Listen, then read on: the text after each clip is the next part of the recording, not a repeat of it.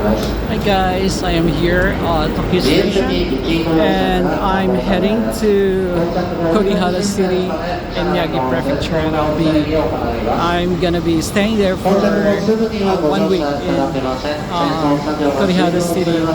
So it takes about 3 hours and a half from here to Kurihara City. So I'll be taking this bullet train, but there is no reserved seats anymore. It's sold out. So I'm gonna be taking the non-reserved seats, which is here in the number 7, I guess. Yeah, number 7 and 8 and 6 as well is a non-reserved seats. Yeah.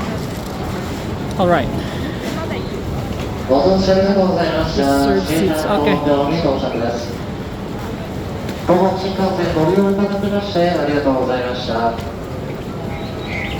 下りのエスカレーター5号車、9号車付近エレベーター